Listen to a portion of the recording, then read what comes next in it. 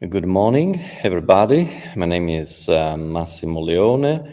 I'm the director of the Center for Religious Studies at the Bruno Kessler Foundation in Trento.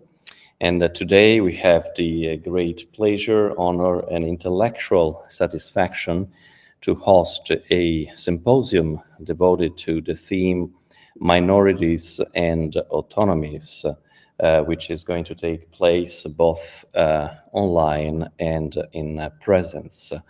The symposium has been organized mainly by Professor Silvio Ferrari, who is a distinguished fellow at the Bruno Kessler Foundation, and I thank him very much for the continuous contribution that he gives to the works and the development of our center. But I want to thank also Dr. Ilaria Valenzi, who is also a driving force of our institution, a visiting fellow who's also extremely active in our activities. I thank all the scholars who are participating in this event, in particular those who come from far away, and I thank in particular Professor Kyriaki Topidi, but also, of course, our colleagues from EURAC and University of Trento that are very important partners in our intellectual endeavors. So Professors Mattia Zeba, Rossella Bottoni, and Roberto Toniatti, who are all going to intervene today in this event. So I don't want to take too much time.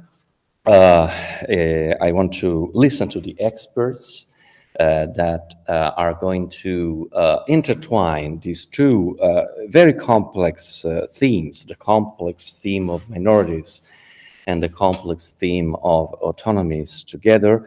Let me just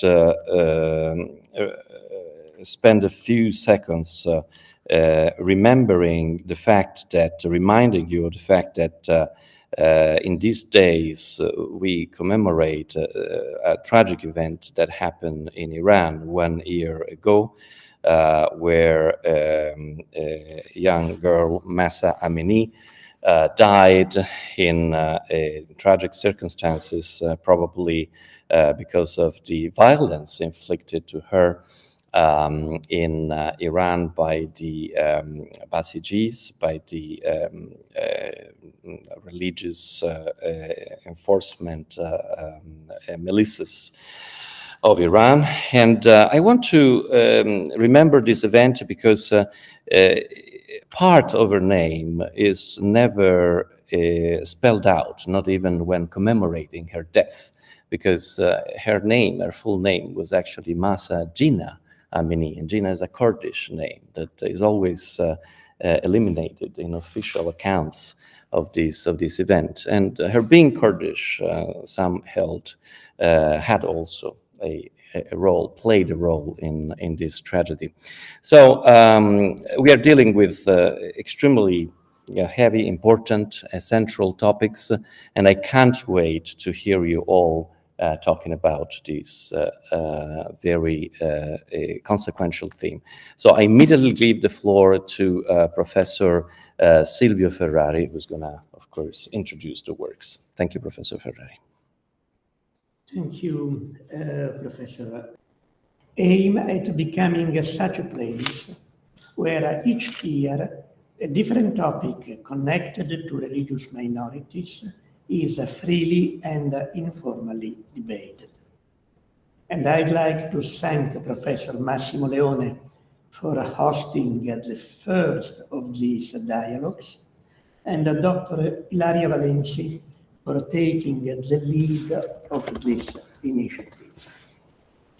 At this table are now sitting the representatives of EURAC, ECMI, and the University of Trento, and I hope to find them here again next year to continue this dialogue. Why do we need a place where to discuss religious minority rights? I shall not dwell on what we all already know, that is, the new importance gained by religion in the public space. Rather, I'd like to ask whether the international system of protection and promotion of minority rights pays enough attention to the specificity of each type of minority. At international level, for example, we have nothing specifically devoted to religious minorities. No conventions, no treaties, even no UN or Council of Europe declarations. It is as if the provisions enacted for national, linguistic, and other minorities could automatically be applied to religious minorities without the need for any change or integration. But is it so? Or do we need something that takes into account the specificities of these minorities? To answer this question, we need to make one step back and answer another question.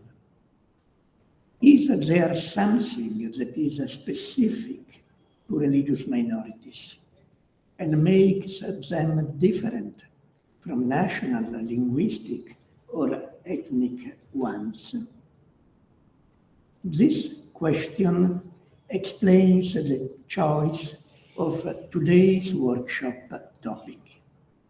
We focus on autonomy, an issue of interest to all minorities, and would like to understand whether different minorities conceive autonomy differently and give it a different meaning and importance.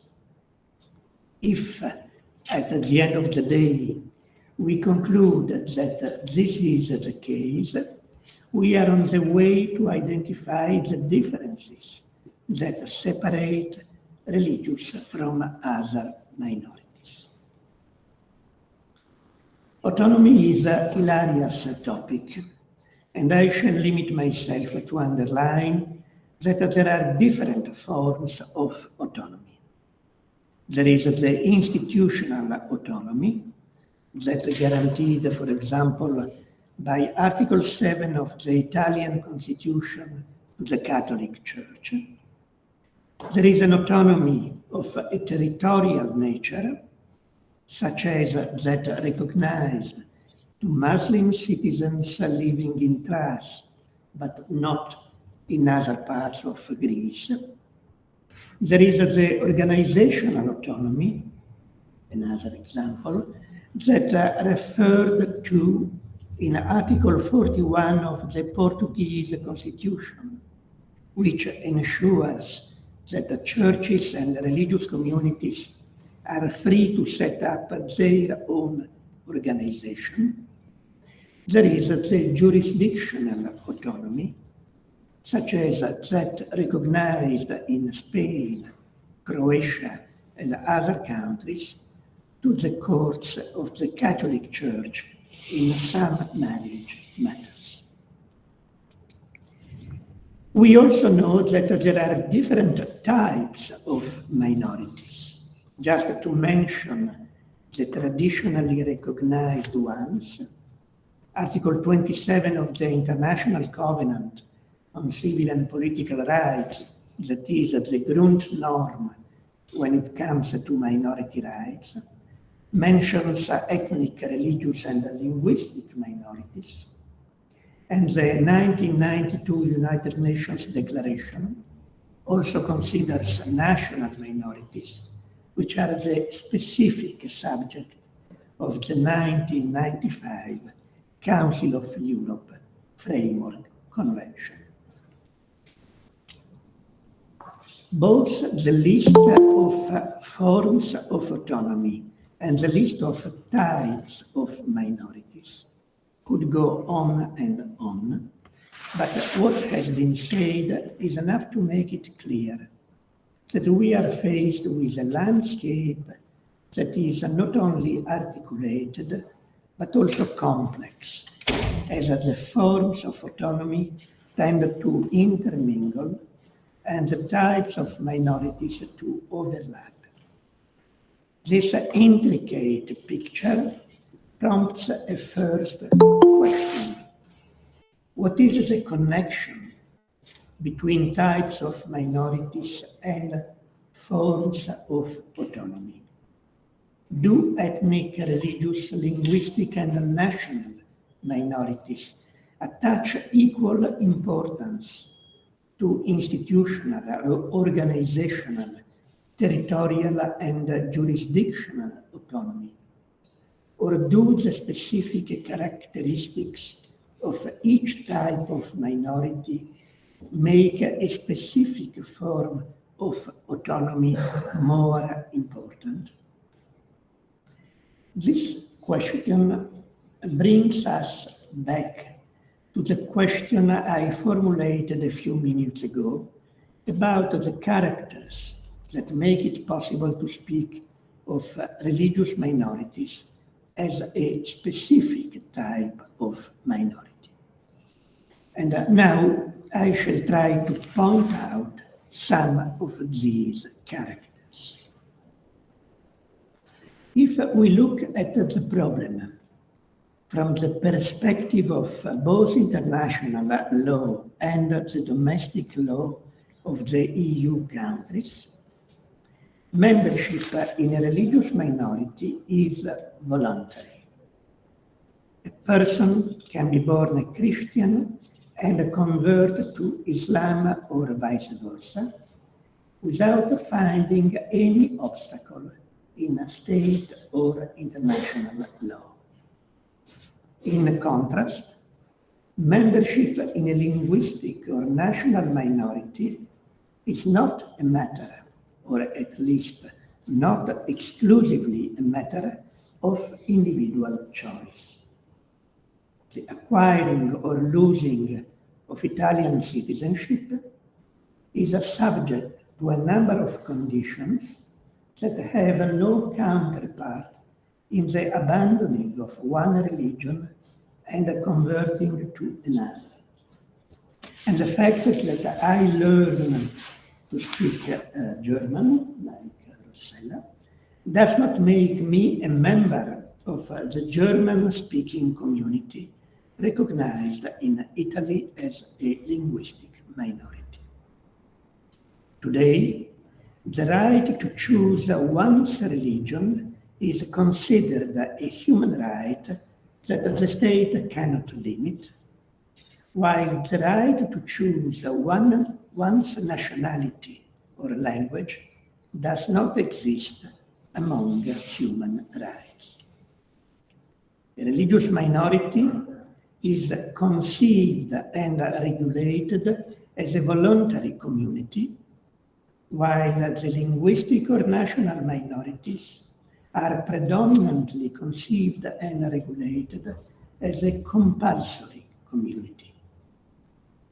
I am not sure whether a voluntary community, and if it is the case, minority, is likely to enjoy more autonomy than a compulsory one.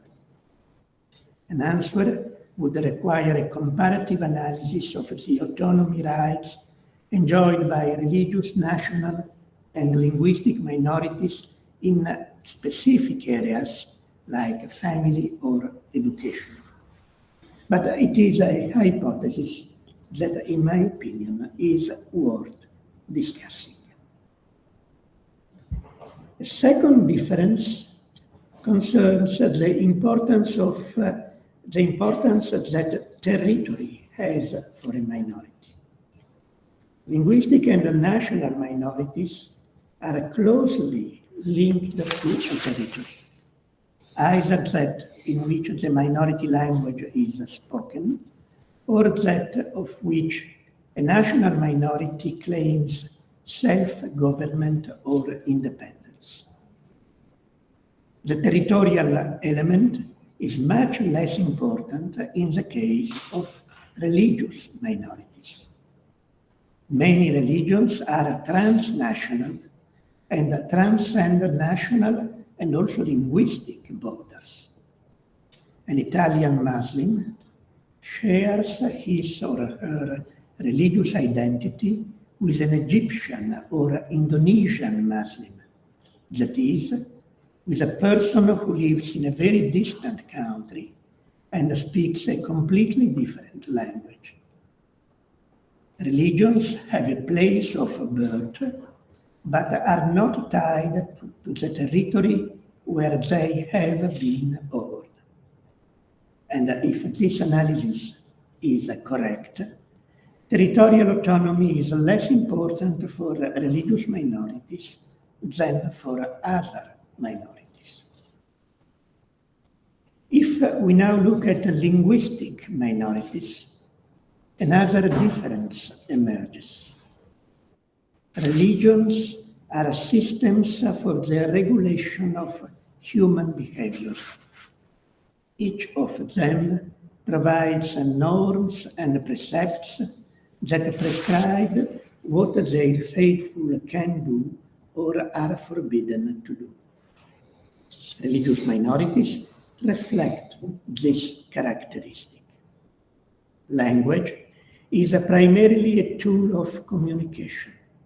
Certainly, it is not only that, but the regulatory component of the entire human life seems to me to be less strong in language minorities than in religious minorities.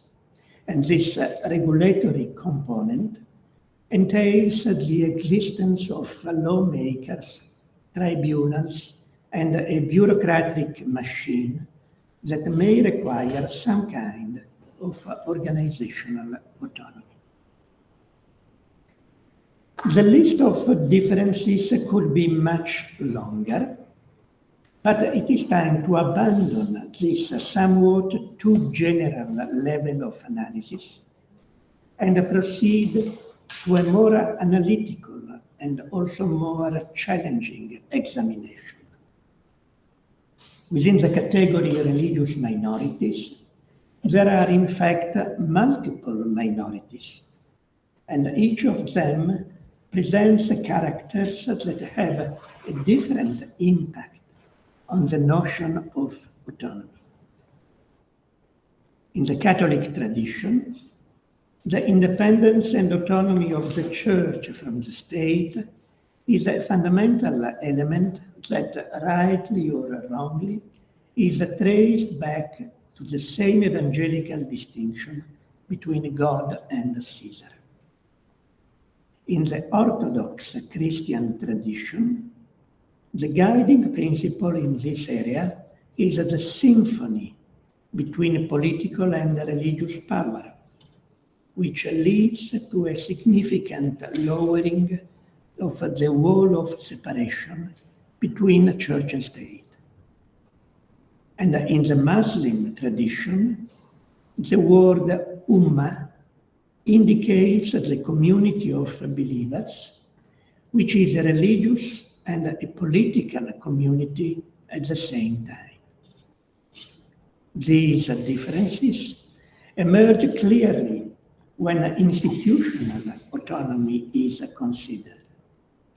It is difficult to find in the constitutions of the countries with a Christian Orthodox majority provisions equivalent to Article 7 of the Italian Constitution, which declares the independence of the Church from the state.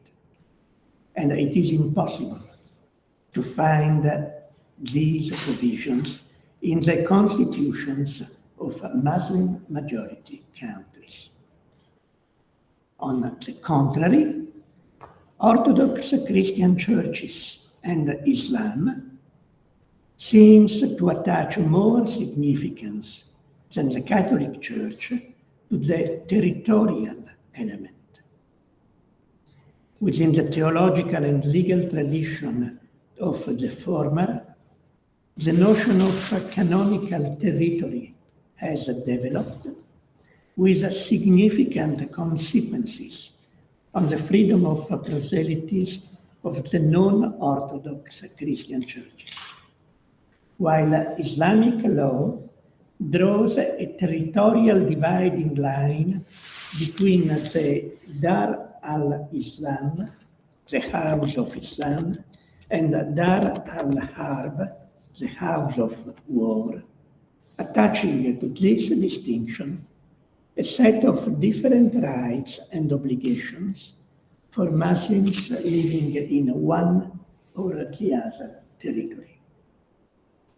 Again, the examples could go on, but those I have already given indicate that specific religious minorities may present characters closer to or farther away from those of national or linguistic minorities, drawing a complex and varied landscape that is sometimes difficult to interpret. What to do then? Confronted with this complexity, are we going to throw up our hands and conclude that it is impossible to identify the elements that characterize and differentiate the various types of minorities? I do not think that this is the right answer to the challenge of complexity. Instead, I believe that we need to roll up our sleeves and take the necessary steps to meet this challenge. It seemed to me that 3 steps can be pointed out. First, identifying a correct methodology for understanding how the different religious legal systems have regulated the issue of the autonomy of the religious community from the political one. Then, testing the soundness of this methodology through researches in specific fields of inquiry. For example, comparing minority faith-based schools with minority language schools to see what autonomy means in the former and in the latter. And finally, on the basis of these data and information, seeing whether there really are specificities of religious minorities in comparison to other minorities, and what they are. Thank you very much.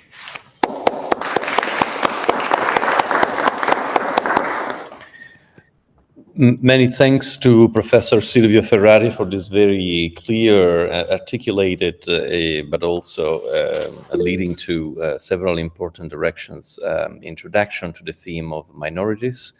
And we'll give the floor now to Dr. Ilaria Valenzi, who will continue with an equally introductory talk on the theme of autonomies.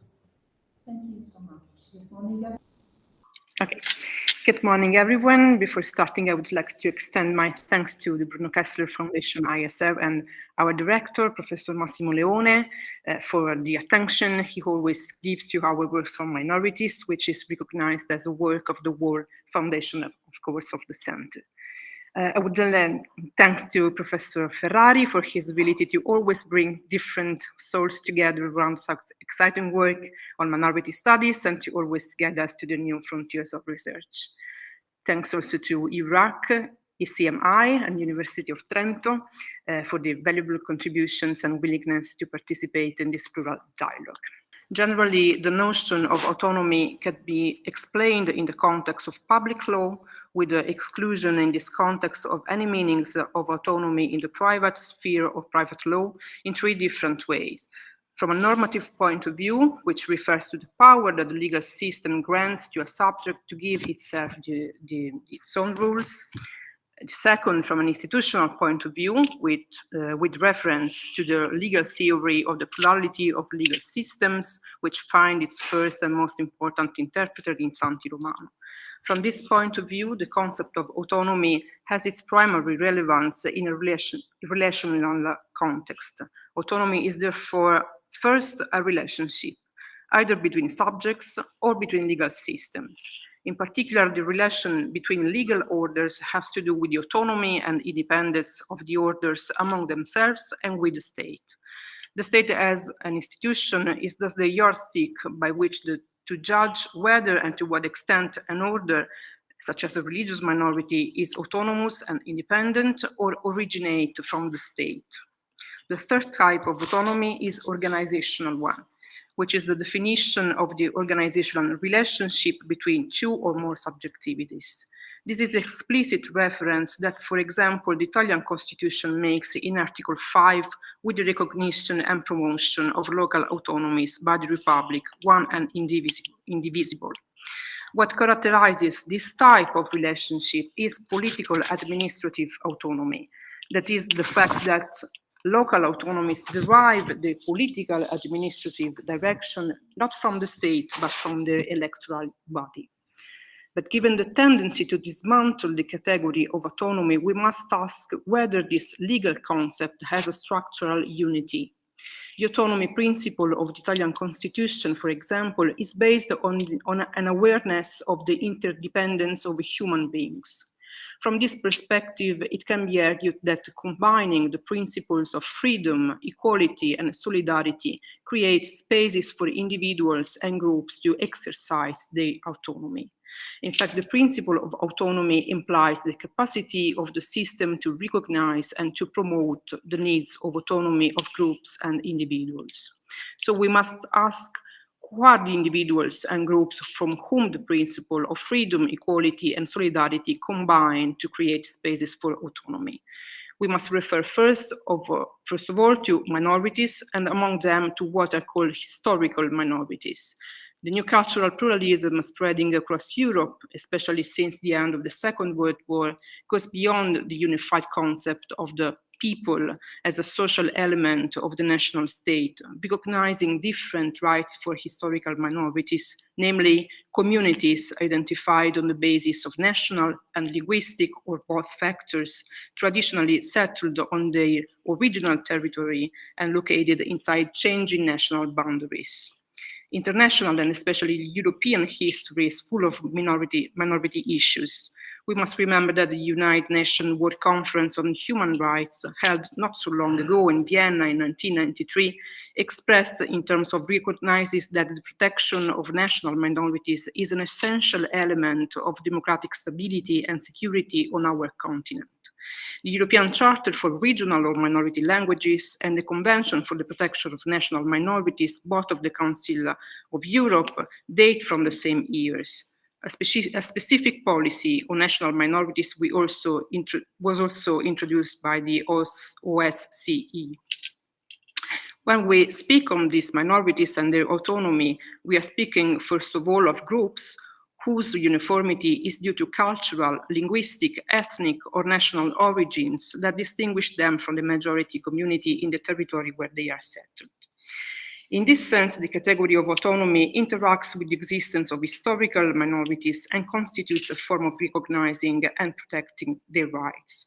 It should be noted that in the field of minority protection, the principle of autonomy must be closely linked to the collective dimension of the minority, since autonomy confers special rights on a collective of individuals, and these rights are realized through the granting of partial forms of self-government, for example, in the fields of culture, education, language, and so on. According to an interpretation, it's not the only one, the need, for example, to guarantee specific forms of protection for the linguistic minorities present in the territory in which we are today is the main element on which the special autonomy of the region is based, historically and legally. The need to protect the linguistic minorities, especially when they are numerically conspicuous, has also been the driving force behind building the autonomy of the entire region, contributing to its normative, institutional, and organizational autonomy. From this perspective, we can argue that recognizing a minority by a state implies recognizing its rights, which in certain contexts implies recognizing its autonomy, which determines the status of an entire territory. In other cases, however, autonomy belongs not to territorial entities, but to organizations representing groups, regardless of their members' residence. We speak of personal or cultural autonomy in this case. In view of this distinction, territorial autonomy is the form of autonomy that is most often granted in the case of the existence of territorial minorities. Territorial autonomy is probably considered the best solution to conflicts caused by the presence of minorities, of course, in the case of legal orders that adopt a promotional approach to pluralistic presence. In order to guarantee the participation of the autonomies in the public activity of the state, this type of autonomy necessarily provides for constitutional provisions. From this point of view, it has been pointed out that territorial autonomy is a kind of antidote to the risk of secession by those minorities who consider the state system to be oppressive and who seek external forms of recognition and self-determination. But we must also remember that the state is no longer the only interlocutor in the field of recognition of minority rights. Respect and protection of minorities are criteria for the accession of new members to the European Union, and in 2009, the Treaty of Lisbon included the rights of persons belonging to minorities among the values of which the Union is based. In this case, with this reference to persons, it could be argued that personal autonomy is acquiring an increasingly important role in the application of the right to difference. In this sense, to deal with the presence of culturally diverse and minority groups within a state designed by the majority, formal equality is not enough, and the same minority groups are at risk of discrimination. From this point of view, the explicit recognition of their differences make it possible to overcome situations of disadvantage by granting special legal situations that re-establish the balance between the situation of the minorities and that of one of the majorities. International and supranational law must establish the right to difference according to minimum standards. Contemporary legal systems face the challenge of finding legal instruments capable of reconciling equality and difference, taking into account that multicultural and plural societies will contain fewer historical minorities and more diverse groups demanding recognition of their different rights to diversity. In this sense, autonomy as an instrument for the protection of new minorities may not be adequate if it is designed on the basic concept of territorial autonomy, which imposes a requirement of territorial uniformity. This is difficult to achieve if one considers the potentially endless proliferation of minorities based on the concept of right to difference. We need to ask, for example, whether by recognizing the right to autonomy in terms of linguistically connotated schools, a school system can preserve the plurality of language brought by migration. Does this autonomy help to integrate the whole society, including different groups, in a social, political, and legal sense? What is the balance between equality and difference? Can reasonable accommodation be a complement or alternative to autonomy? At the same time, it is important to remember that personal autonomy has to do with people's identities, which are increasingly fluid, allowing a person to be a member of several groups at once or to prioritize one identification over another in different situations. It is in this area that intersectional studies are a useful lens for the understanding of contemporary difference that individuals may experience. A similar argument can be made regarding religious minorities. In this sense, Professor Toniati observes that religious minorities themselves are gradually acquired a status of full citizenship, a position of formal and substantive equality from the typical principle of whose kingdom it is, whose religious the subject are, cuius regio eius et religio, that is the principle that ended religious persecution and introduced the principle of tolerance towards religious minorities. Historical religious minorities, those present in Europe throughout history, however, have acquired an autonomous and distinct physiognomy, which has allowed them to be protected with a broader framework of religious freedom, instead of being regulated by the Constitution along with other minority factors, such as linguistic or national factors. Not protection as a minority, but protection in the sense that the constitutional affirmation of the right to freedom of religion applies to everyone and therefore also to religious minorities. Thus the question is if and to what extent the same concept of autonomy can be applied to the concept of religious minority and how they are related. The question arises on a continuum where religion is one of the elements that constitutes a cultural minority's identity, along with language, nationality, and presence in a given territory. In these cases, autonomy is a form of protection we may be recognized, for example, by international treaties, laws, or conventions. In other cases, the concept of freedom of association and freedom of conscience are used to establish personal or cultural and no longer exclusively territorial autonomy. Such an entity may, for instance, manage and represent a group of persons with a common religious affiliation. There are at least two levels here.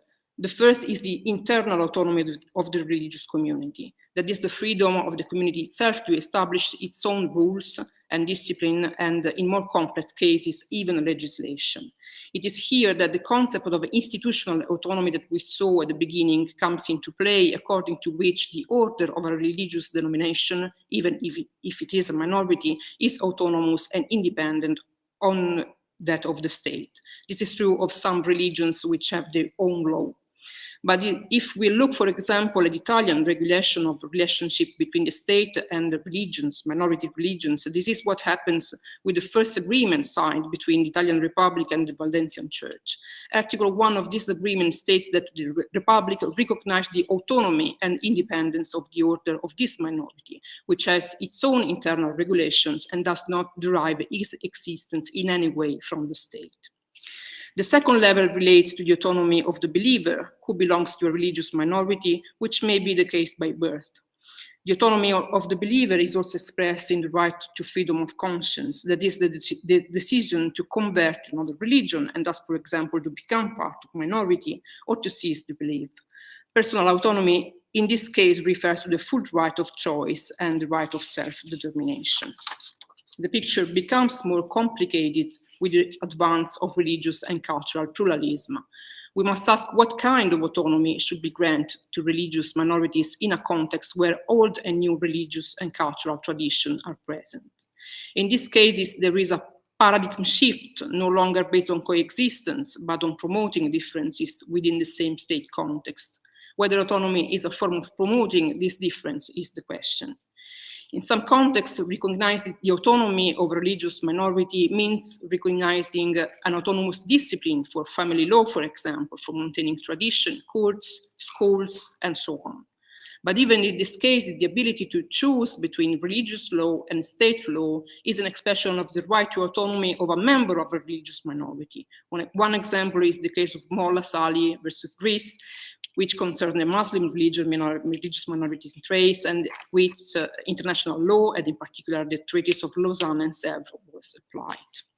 In many cases, it is a question of the compatibility of religious models with the state model, which applies to everyone regardless of the religious affiliation, that recognize autonomy in these matters, for example, in marriage law and family law.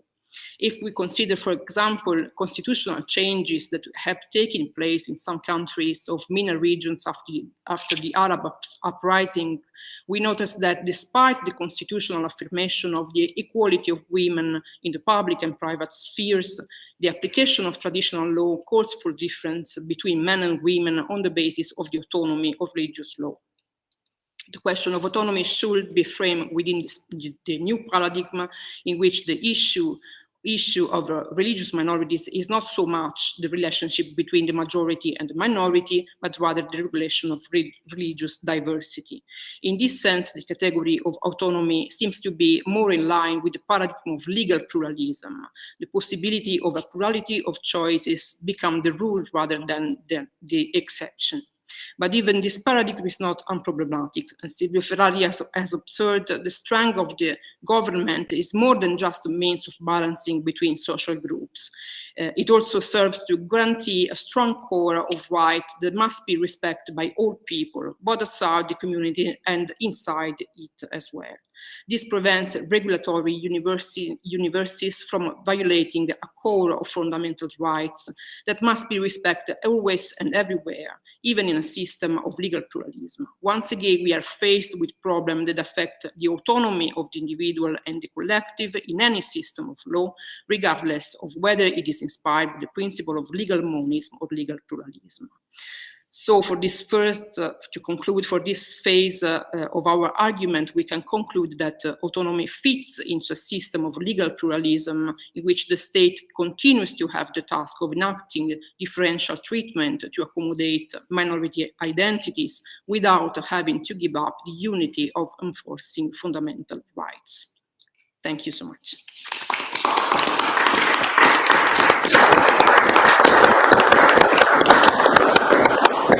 Many thanks to Dr. Ilaria Valenzi, of course, both Professor Silvio Ferrari and Dr. Ilaria Valenzi are very well known in the foundation and center, but I have omitted to say that, of course, Professor Ferrari is Professor of Law and Religion and Director of the research project Atlas of Religious and Belief Minority Rights, and Dr. Ilaria Valenzi is a practicing lawyer, expert of religious organization law, working at the research project Atlas of Religious or Belief Minority Rights.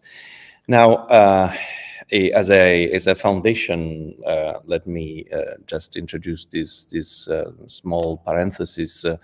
We have a special interest in minorities and autonomies because it is a topic that intertwines with the topic of advanced technology in a very interesting way, in a more and more interesting way. In many situations in the world, minorities, and especially religious minorities, are also the object of technological surveillance, for instance, or technological profiling. So the topic of advanced and even artificial intelligence technology is interacting in very interesting but disquieting ways with the theme that is at the center of our reflection today. But without further ado, let me now introduce our guest speaker from the European Center for Minority Issues, ECMI, Dr. Kyriaki Topidi, who's a researcher at the European Center on Minority Issues, particularly on national minorities. So today she's going to propose a talk on national minorities and autonomies. So I'm gladly giving the floor to this expert today. So very briefly, to summarize what you've probably missed online, this is part of work that we do at the ECMI that tries to reconcile a little bit the current state of affairs vis-a-vis national minorities, but also the quest for autonomy and the new forms, shapes, paradigms, and factors that come into play when we look at the interaction of minority groups with claims for autonomy as they happen right now. So I have a slightly adjusted title to what I'm about to explore with you right now, and that speaks of cultural autonomy arrangements and minority agency. And I chose deliberately minority agency because I think it's at the meeting point between voluntary and compulsory membership. It's exactly what minorities make of what is offered to them. And I think if we observe how they behave and how they are impacted by the kinds of arrangements that they have been subjected to, we can perhaps start reframing the paradigm of what we're about to look at. So as an introduction, let me just say that cultural autonomy is a community-based concept of self-government, governance, outside, as was said, the threat of territorial secession. So we are looking more at the paradigm and a constellation of self-determination. That matters because the definition of cultural autonomy that I adopt here is that Baubock has put forward a while ago, understood as devolution, and I'm quoting, of political powers to nationalities or groups formed on a non-territorial basis through voluntary individual affiliation of the members, as was already highlighted in different words. Now, in that kind of constellation, what we have observed in our work is that language and religion function appropriately as the main elements that bring together collective identities. These will be dealt with in more detail, but I will just give you a glimpse as to the main issues in a moment. Now, how do I link autonomy with cultural diversity? Because that's obviously the first question to address. Cultural elements that shape collective identities depend on ownership and enjoyment of human and minority rights. And as such, managing cultural diversity becomes a horizontal task. And as we also heard, it involves many actors. A multiplicity of legal standards and obviously policy measures, which we as lawyers tend sometimes to leave outside of our consideration. So I have two objectives today. One objective is to show the variety of cultural autonomy arrangements, but also their limitations. And my second objective is to highlight a little bit the link between cultural autonomy, so cultural forms of autonomy, and minority agency. So the other side of the moon, in a sense. Now, what is the basis of cultural identity? As was said, there is no right to autonomy included in the Framework Convention that was mentioned for national minorities. So unfortunately, and quite unsatisfactorily, there is no definition here that we could throw on the table and, work around. The division of powers also in terms of cultural autonomy arrangements may not be also a true guide to the scope of autonomy. And I think that's an important presupposition. What is there on paper doesn't necessarily note what is happening on the ground. On top of that, I think we should also add a little bit of diversity management flavor in autonomy and understand it not necessarily only as a conflict management device of compromise, which is what it was initially designed to do, but also as a tool of normalized domestic politics. Because if we change a little bit the perspective, I think then we can start to explore needs, claims, and and compare. Now, cultural pluralism of states, as we also heard, is and will remain probably connected to the need to stability and coexistence. But we must not forget that the cultural attributes are linked to identity. And identity, the right to identity, is the right of minorities ultimately to control their cultural destiny. And I think that sets the basis for the agency component. Now, my next step in my logic is to explore a little bit the features of cultural autonomy. Some of this has been already covered. We already know that it's a collective right. We already know that it focuses on cultural questions related to education, media, language, religion, most often. We also know that it's becoming independent of residency, especially when it's linked to non-territorial autonomy arrangements, but also sometimes even broader than personal autonomy.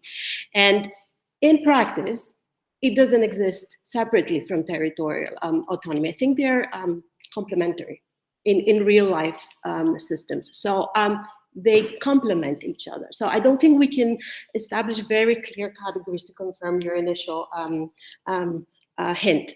So it covers both self-government arrangements, but also informal co-decision arrangements. And obviously the aim here remains to manage diversity. The forms that it usually takes in the available if you want, the variations that we encounter right now, at least in this continent, are based on the personality principle and function really on the basis of national registers. At least in Central and Eastern Europe, that's how it works. And then on top of that, you also find institutions, national minority councils, for example. very widely used in certain parts of this continent. Yet, when it starts getting complicated is when we observe how cultural autonomy may be a guarantee for collective rights and may be a way for the minorities to determine their conditions of existence, but it's largely asymmetric. I don't think we can propose a topology which is, very fixed or very standardized in a way. Well, asymmetric, not symmetric. Without symmetry. The reason for that is because all of these arrangements strive to balance the common with the particular. And in that sense, the asymmetry is, if you want, a testimony to the recognition of a distinctive society, the distinctive society status of minority groups. So feasibility and viability of multi-ethnic autonomy depends on this negotiation of asymmetry. Nationally grounded most of the times. Sometimes it's not chosen to preserve sovereignty, but to enable groups to live within and define a common public space. So I think, again, it's a slight shift of paradigm in traditional territorial and federalist studies, but I think it's worth exploring. And then on top of that, the practice of these arrangements sometimes suffers from political and democratic difficulties because of the asymmetry. Competition between groups, a classic situation.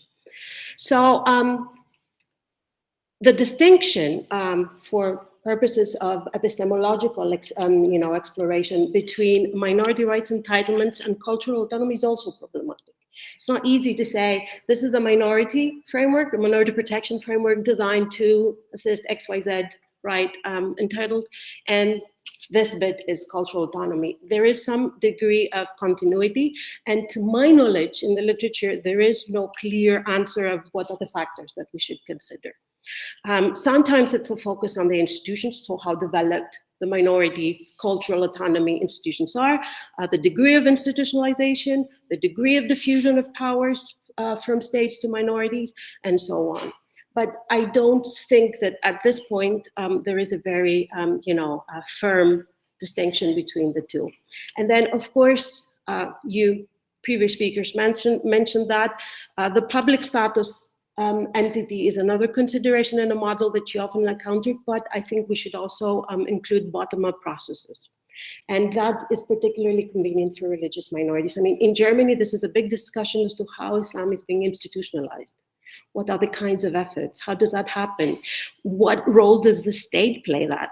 Sometimes in the absence of formal legal recognition. So I think we should have a more dynamic approach here, especially if we want to look at places of worship, religious schools, production and consumption of food, even religious councils. So all of this contributes and drives me back to the point of asymmetry. What I will do next, briefly, because of course I don't want to steal the thunder from what comes next, is to touch upon briefly language and religion, but only briefly, I promise. For language first, let me just say that I think it's the main creation of a group as part of culture, and obviously it draws on a synthesis of historical experiences and the lifestyle of a group. Now, where it becomes, I think, challenging and problematic is what do we do with situations where there is loss, atrophy, unequal status that comes from the group within itself, the minority group within itself, whether as a source of trauma, historical trauma, violence, war, whatever, or for other reasons, for example, integration, assimilation. These are the kinds of reverse situations that I feel that cultural autonomy also needs to somehow address. Now, groups, when it comes to language, define themselves linguistically, but they do so to carry out state-related duties. So to essentially interact with the state. But think of the few examples and you see where the complication begins to arise. The use of language names. The use of language names, for example, becomes very sensitive when we don't have the linguistic unity and plurality within the minority group settled. Serbo-Croatian, Moldavian Romanian, Yazidi Kurdish, since you mentioned the example, Valencian Catalan. So language becomes contested there. Other examples, use of alphabets. It's the historical link between religion and identity that plays here, and differentiation. Again, a few examples: Serbian Croat, Finnish Karelian, Ruthenian Ukrainian. So I think that we have to be a little bit more, sensitive to what the group makes of it in itself. Now, continuing a little bit more with language. One other fundamental observation that I think merits a little bit of attention is how polities and states and government and governance regimes consider that cultural autonomy is the responsibility of the minority.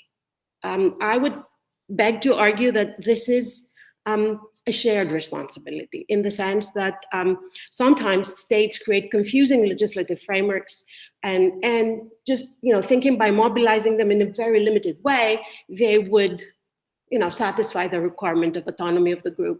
It's not exactly that, because often, and I will come to that in a moment, when financial support is withdrawn from these arrangements, then we fall back into very, substandard regimes of cultural autonomy, regardless of what the group in itself needs. So the law versus implementation gap. And then there is another problem with language. It oscillates between territoriality and personality. Language becomes a condition, an argument for political mobilization very often. And in that sense, I think we have to treat it as a socio-legal dynamic. But I don't want to say more, because then, I would probably overlap with what comes next. A few words about religion. Now, cultural autonomy and religion, that is. Religion is obviously an objective element of identity, especially when it's related to affiliation and tradition. But what happens when religion declines? Declines in terms of practice, but persists in terms of identity. What kind of autonomy should we consider appropriate there? What happens when there is personal law and personal law option? How do we position, how do the autonomy arrangements, what light do we shed on these kinds of arrangements? Or what happens when the state assigns intermediaries to organize religious activities, religious identity activities? Again, from Germany, the German Islam Conference. They are not recognized, but they have deals with the states, they have arrangements, they have contracts signed. So, because they're creating a German version of Islam, but that's a different discussion. So less framework, more arrangement, but then in these kinds of arrangements, we have more agency, more minority agency, which is the second objective of what I had identified at the beginning. And I think still these are forms of cultural autonomy which should deserve analysis and comparison. Now, my penultimate point would be, how do we assess cultural autonomy arrangements? Two questions. What does culture mean to us? What does autonomy mean? I think some of these things were already covered. I will only say how far, I will only ask actually, because it's more questions at this moment than answers, how far can or should autonomy go for a group which is not uniform, a minority group which is not uniform? Because uniformity, I would challenge, is not one of the characteristics of all minority groups. It's not necessarily that way. Which aspects of cultural life does one group wish to make autonomous? Maybe not all of them, maybe all of them, maybe none, depends. Is there a quantifiable benchmark? And ultimately, is cultural autonomy, or should cultural autonomy be part of a territorial question? Complementary, separate, overlapping, it is, these are, I think, guiding questions to assess the autonomy arrangement. Now, in terms of what we already know when we want to assess cultural autonomy arrangements, I would say that for the experience of the national minority component, not strictly linguistic or religious for that matter, we have very varied outcomes. There are variations in arrangements, obviously, but there is also variation in impact. We have, for example, arrangements that led to institutionalized inequality among minorities, the Roma in Central Eastern Europe being a typical example. We have arrangements that have no tightly defined content. Look at national autonomy arrangements in Latvia, Russia, or North Macedonia. We have variations in arrangements that led to only consultative functions. Hungary, Serbia, or the Sami parliament, as a matter of fact. So what I'm trying to say, or we have some which are coming from the bottom up, but unfortunately are only surviving if there is state support. So what I'm trying to say here is essentially that the experience that we've had with cultural autonomy so far is not an extremely positive one, which leads, I guess, us and me also to try and see whether we can a little bit shift the paradigm and look at it from a different perspective.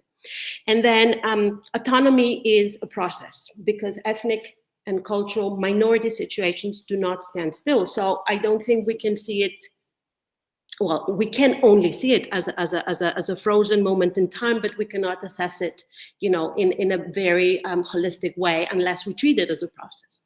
And then ultimately, I think one of the things that struck me most was to realize that most conflicts here are not about territory, minority-majority conflicts, but about its political organization. So the secession argument, I think, is dying out in terms of minority claims, especially the new ones. It's less and less relevant for the new ones. Ultimately, the success of an autonomy arrangement, I think, depends on its long-term consequences and the extent to which it improves ethnic relations vis-a-vis the fragmentation or the threat of fragmentation of the political community. But then we have to be clear about what we expect from autonomy arrangement. Is there a common measure of performance? No, we know that already. You said that at the very beginning. I think your hint and suspicion is correct. We have very different objectives, and we should design and compare systems according to their objectives, not according to their features per se. So is it a separate coexistence versus an integration model would be, for example, two classic, very different objectives. Now, my final point, and probably my concluding one, how do we make cultural autonomy arrangements which are sustainable? What does it take? Does it take further accommodation of individuals? Does it take extra efforts in education and political participation?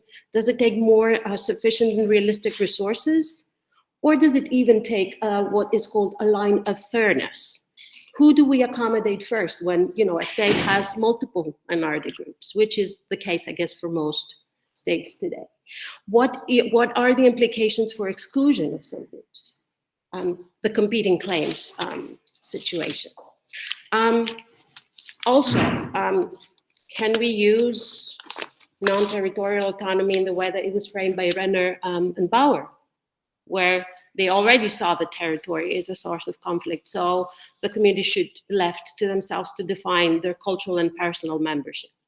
And would national cultural autonomy be a mixed model where the state allocates resources and security, but the national institutions are there to cover, if you want, the gaps of the state, in disguised as an effort to, to protect cultural heritage?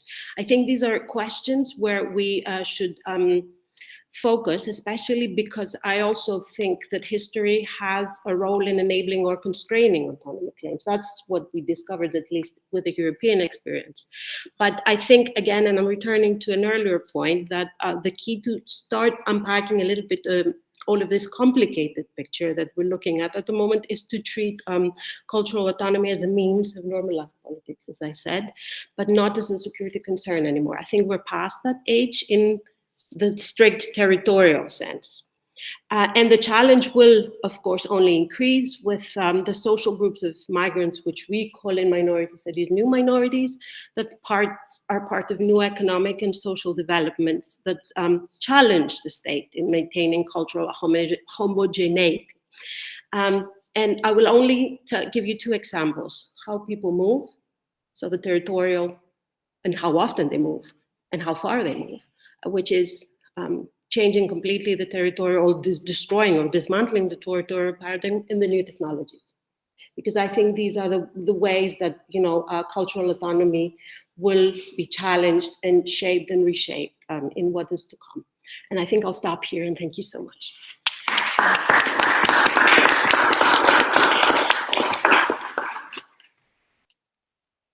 Thank you very much for this wonderful talk, also for whetting our appetite concerning technology, movement, language, all topics that we are extremely fascinated about. So according to the schedule of the program, we have a break now. So we take, let's say, 20 minutes break, and then we'll resume at 10:35, more or less. Okay.